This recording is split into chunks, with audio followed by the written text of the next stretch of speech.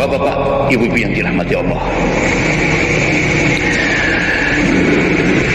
sekarang ini, kalau dulu kekuatan adidaya ada dua, Uni Soviet dan Amerika.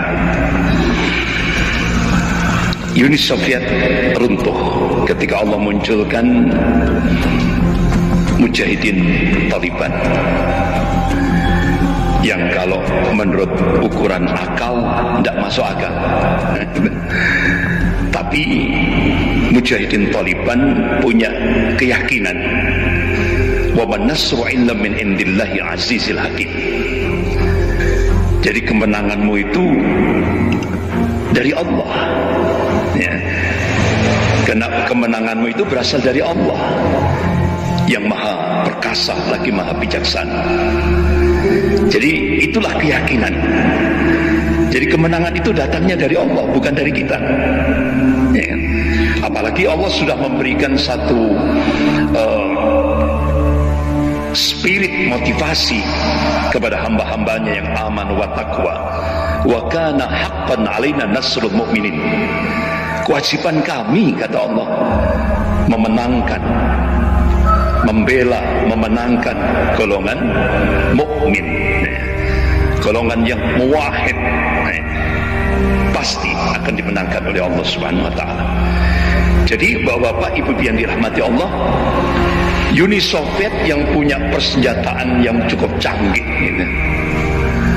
Bahkan tentara beruang merahnya yang cukup ditakuti dunia, ternyata bisa dihancurkan oleh mujahidin Taliban dengan persenjataan jadul, ya kan? Persenjataannya jadul, ya. Ukuran akal tidak masuk akal, tapi Allah tunjukkan kekuasaannya. Sampai akhirnya Syekh Abdul Azam rahimahullah menulis satu kitab kecil, Ayatul Rahman fil Jihad Afgan.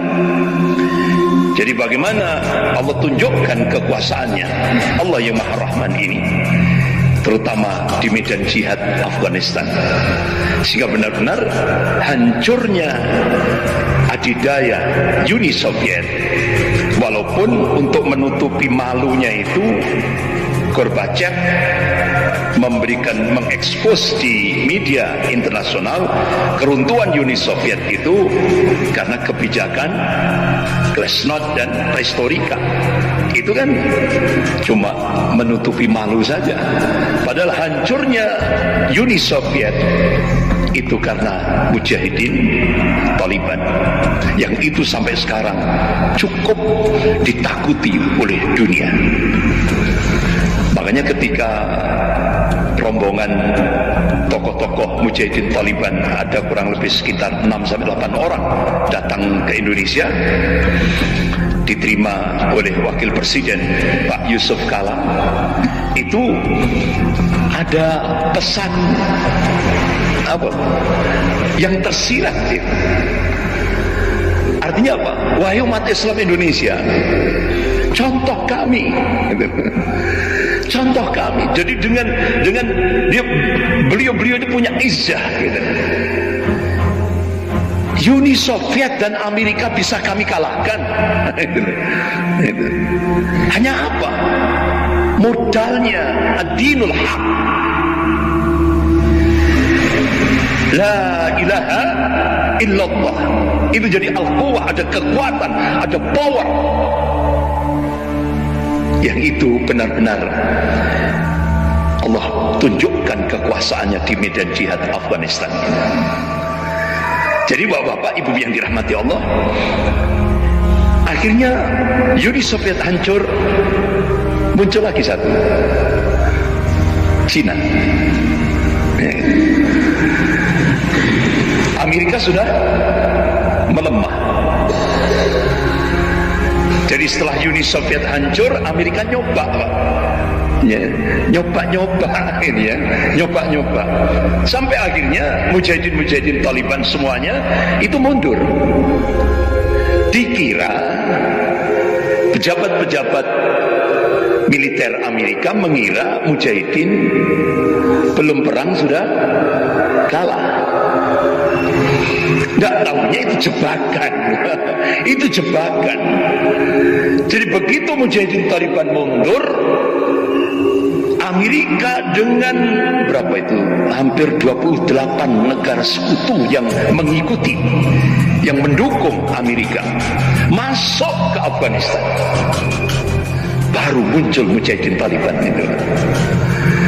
Sehingga akhirnya kembali lagi Amerika menyatakan kalah menghadapi Mujahidin Taliban. Itu berapa biaya yang dikeluarkan Amerika untuk menghadapi Mujahidin Taliban? Berapa ratus ribu pasukan militer Amerika yang tewas di Afghanistan. Berapa persenjataan, berapa pesawat tank dan semuanya persenjataan berat. Ini Bang.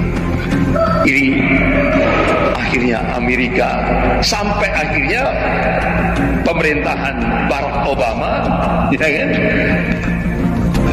Itu kan ada Bob Bagdell yang ditawan oleh Mujahidin Taliban.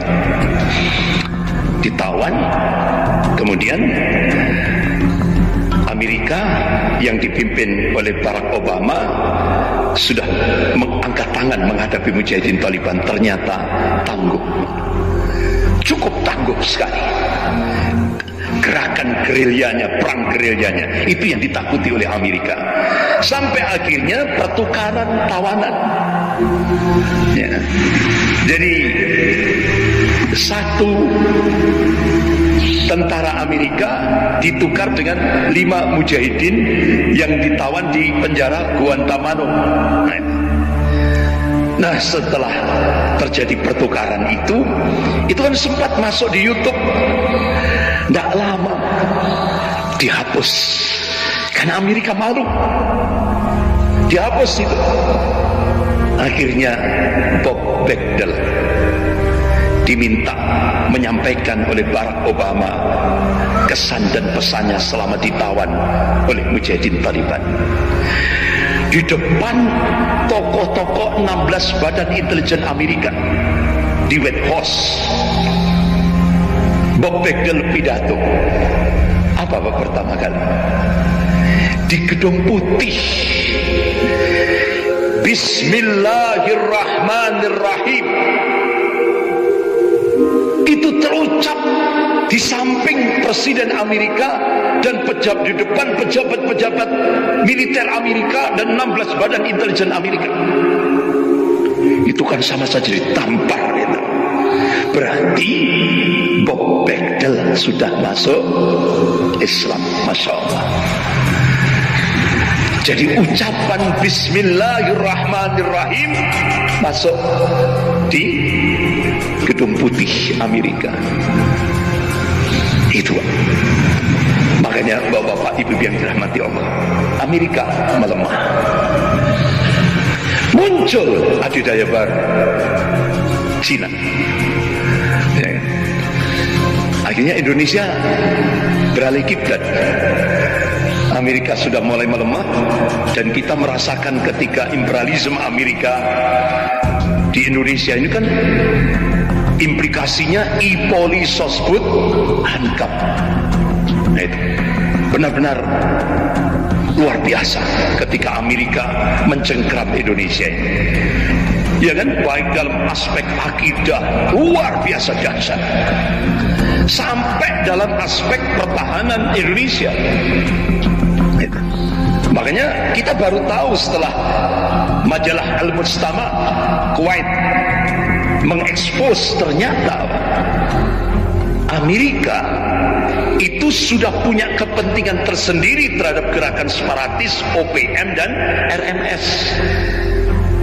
Makanya bapak-bapak ibu yang dirahmati Allah, ada Bapak Mayor Jenderal Agus Sutomo, itu mantan Danjen Kopassus. Beliau mencoba nyamar jadi Babinsa, masuk di bandara-bandara perintis di Papua.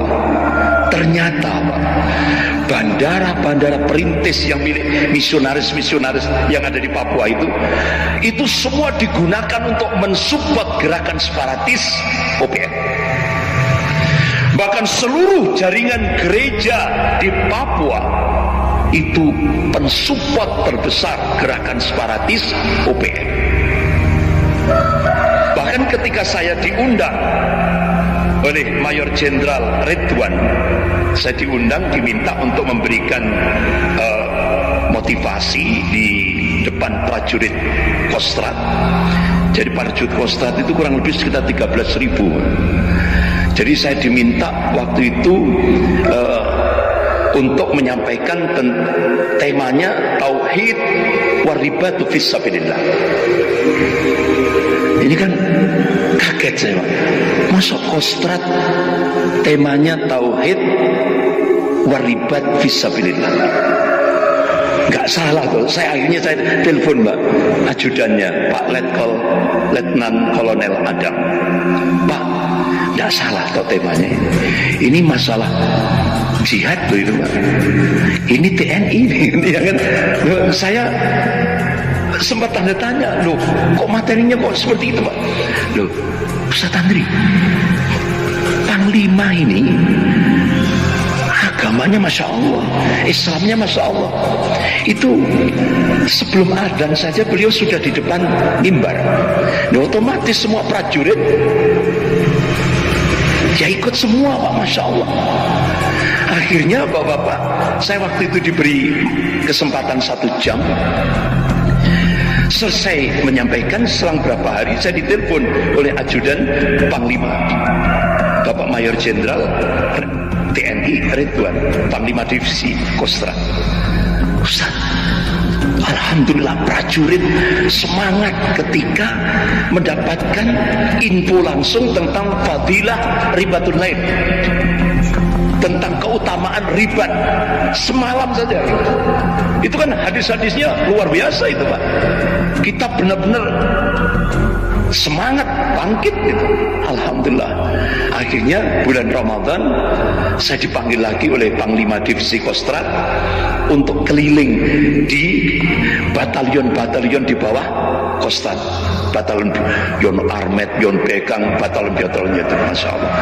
Bahkan saya diminta untuk silaturahmi ini kita sharing di komandan-komandan batalion di sejawa. Alhamdulillah waktu itu sempat akhirnya Bapak-bapak Ibu yang dirahmati Allah, memang gerakan separatis ini pensupportnya itu tidak hanya Amerika, negara-negara Eropa. Bahkan yang cukup mengagetkan kita, ternyata Amerika, negara-negara Eropa itu ingin mewujudkan aliansi negara Kristus kawasan Asia Pasifik. Luar biasa, dan kita baru bisa, kita kaget itu muncul di majalah Al-Mujtama yang diterbitkan di Kuwait. Ternyata qadarullah, saya diundang safari dakwah di Padang, Sumatera Barat selama 10 hari keliling Sumatera Barat. Nah, qadarullah saya ditemukan Ustadz Fadlan Garamatan. Langsung kesempatan emas saya tanya, Ustadz, antum kan paham betul Papua, benar nggak ini? Saya dapat info dari kalangan TNI itu jaringan gereja di seluruh Papua itu pensupport gerakan separatis OPM. Benar Ustaz, benar. Jadi benar-benar luar biasa. Bahkan Australia juga, itu kan Amerika, Australia, semua negara-negara Eropa, baik itu OPM maupun RMS. Nah, alhamdulillah Bapak-bapak Ibu yang dirahmati Allah, TNI benar-benar sikap menghadapi itu. Makanya untuk kawasan ring luar, insya Allah TNI siap menghadapi itu. Ya. Padahal Bapak Ibu tahu sendiri kan, 15 pangkalan militer Amerika itu semua sudah menghadap Indonesia. 15 pangkalan militer Amerika.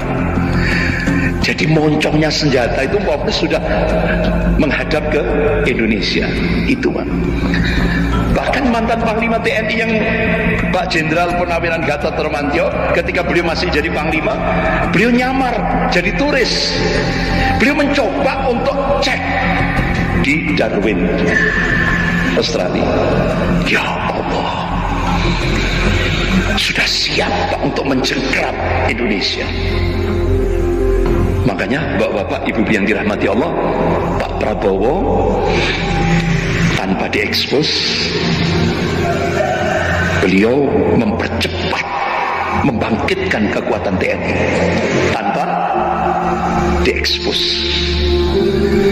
Bahkan Pak Prabowo kerjasama dengan Turki untuk pembangunan pesawat drone yang tercanggih, paling canggih di dunia ini, kerjasama dengan Turki. Jadi senyap tanpa diekspos.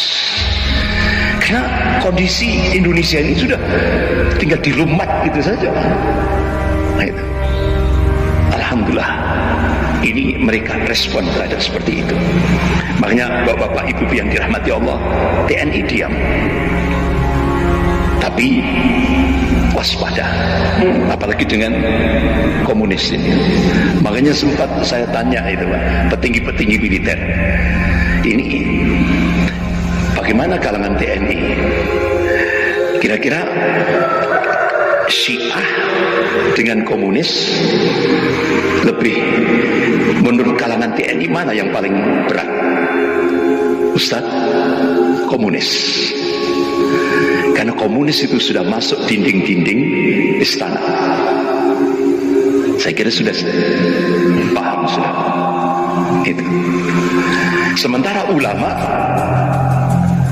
Syiah yang paling berat, ya kan? Nah makanya bapak-bapak, ibu yang dirahmati Allah, kita mencoba untuk menyatukan dua potensi. Karena yang paling dibenci oleh komunis itu TNI dan umat Islam. Begitu juga Syiah juga seperti itu. Makanya ke depan TNI dan umat Islam harus bersatu untuk menyelamatkan NKRI. Bapak-bapak, ibu yang dirahmati Allah, Dr. Mahathir Muhammad pidato pada acara Islamic Conference di Malaysia. Beliau pidato, the Jews rule this world by proxy. Jadi Yahudi itu untuk menguasai dunia lewat proxy, boneka. Boneka Yahudi pada saat perang salib episode yang pertama itu Perancis. Makanya pasukan salib digerakkan dari Kelimang, Perancis Selatan tahun 1095 Masehi. Proksi Yahudi pada saat perang salib episode yang kedua sepanjang 600 tahun Inggris, ya kan? Kemudian perang salib episode yang ketiga Uni Soviet, Amerika. Nah sekarang proksi Yahudi Amerika dan Cina. Ini yang harus kita ketahui bersama. Allah Subhanahu wa taala memberikan tanbih dalam surah Al-Maidah ayat 82. A'udzubillahi minasyaitonir rajim. La tajidanna asyaddan nas 'adawatan lil ladzina amalu yahuda wal ladzina asyraku. Sungguh kalian akan menyaksikan orang-orang yang paling keras permusuhannya terhadap hamba-hamba Allah yang mukmin, kata Allah, al-Yahud, Yahudi, dan orang-orang musyrik. Ini tokoh kemusyrikan sekarang, artinya negara musyrik yang paling sekarang paling mengglobal, Cina. Dan kalau saya ngomong Amerika, Yahudi besar, Yahudi kecil, Israel. Jadi sekarang ini al-Yahud dan musyrik, ateis, komunis. Ini dua proksi Yahudi. Makanya bapak-bapak, ibu yang dirahmati Allah, ideologi Freemasonry, sebuah lembaga Yahudi yang cukup tua di seluruh dunia ini. Ideologi Freemasonry Zionis Yahudi itu seperti tombak bermata kembar. Kirinya komunis Cina, kanannya kapitalis Amerika. Jadi Yahudi itu Pak, kanannya kapitalis Amerika, kirinya komunis Cina. Makanya Bapak-bapak Ibu yang dirahmati Allah, di akhir November 2019, tokoh Zionis Yahudi yang cukup ternama, yaitu Henry Kissinger, ketika jamuan makan malam di New York, Amerika, dia memberikan statement, Cina telah menang. Artinya apa? Kekuatan militer Cina sudah di atas kemampuan kekuatan militer Amerika. Sampai akhirnya pada saat peringatan 70 tahun Xi Jinping, dia memberikan statement, tidak ada satupun yang bisa menggoncang Cina. Tapi ternyata kesombongan ini dijawab oleh Allah dengan makhluknya yang kecil yang tidak bisa dilihat oleh mata, tapi bisa dilihat lewat mikroskop, yaitu virus corona. Sehingga ketika Cina membangun senjata biologis, ya kan, ternyata wa makarallah wallahu khairul makirin. Mereka membuat makar, tapi Allah membalas makar mereka, dan Allah sebaik-baik pembuat makar. Terjadi kecelakaan biidznillah, atas izin Allah. Terjadi kebocoran di laboratorium pembangunan senjata biologis di kota Wuhan. Gitu. Jadi Bapak Ibu yang dirahmati Allah, laboratorium senjata biologis itu ada di Cina, Israel, dan Amerika. Nah di Indonesia ini Pak, yang dari Cina yang masuk, yang dari Amerika juga masuk. Jadi dua jenis virus corona Pak. Dari Cina masuk, ya kan? Kan Bapak Ibu lihat sendiri kan itu, begitu kota Wuhan terjadi kebocoran di laboratorium kota Wuhan, itu kan berapa, tidak ratus ribu juta itu Pak, yang orang-orang Cina menyebar ke seluruh dunia, ya kan, menyebar ke seluruh dunia, termasuk di Indonesia. Bahkan Bapak Ibu yang dirahmati Allah, ratusan, bukan ratusan, ya berapa, ya ratusan kalau tidak salah, itu dari gereja Bethel. Itu kan pertama kali masuk ke Indonesia, dan itu diungkap oleh Gubernur Jawa Barat Pak Ridwan Kamil, ya kan? Itu yang paling. Setelah itu ada kebaktian di Bandung, mengundang ribuan orang, kemudian menyebar.